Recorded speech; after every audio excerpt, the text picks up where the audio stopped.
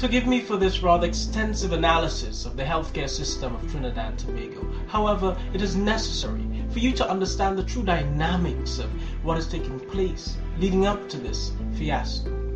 Now, you would think that Mrs. Bissessar, particularly with her husband Gregory's background in healthcare, would be a little more understanding of the problems that plague the health sector than she seems to be.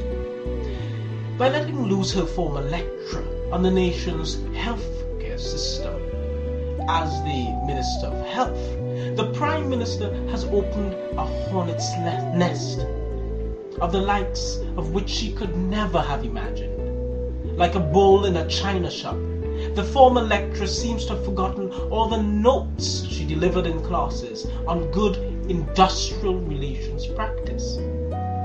First, she overrules the board of the SWRHA in insisting the doctors involved in the unfortunate death of the baby at the San Fernando General Hospital should be suspended rather than transferred pending investigation.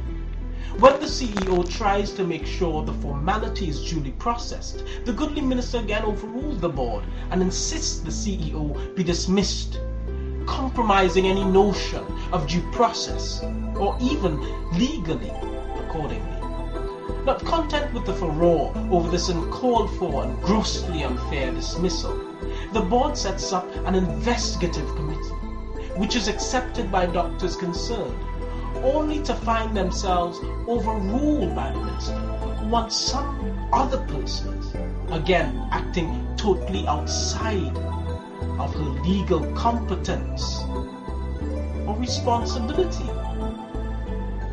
By this stage, the erstwhile medical chief of staff, whose responsibility for medical matters at the institution, gets himself fired for speaking out his mind, rather than simply bending to the dictates of the control freaks we have in government. Is it any surprise that by this stage, the whole fiasco, reminiscent of the Reshmi affair, has spun out of control, and it is only a matter of time before surgeries at San Fernando are being cancelled right, left, and centre, while all the patients are suffering as a result.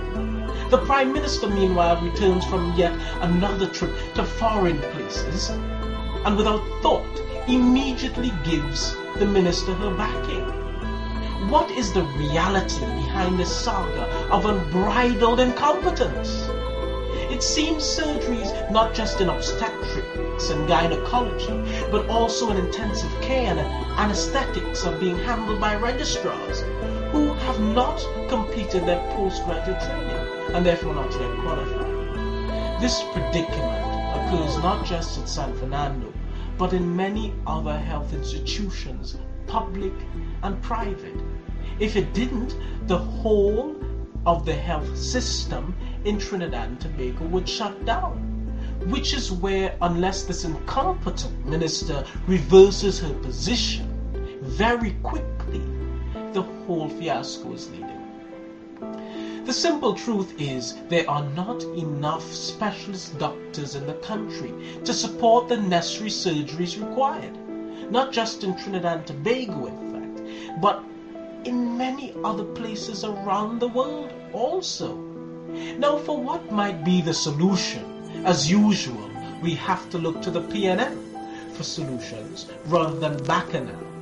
The PNM had brought in several doctors from Cuba to help address the shortage of suitably qualified personnel.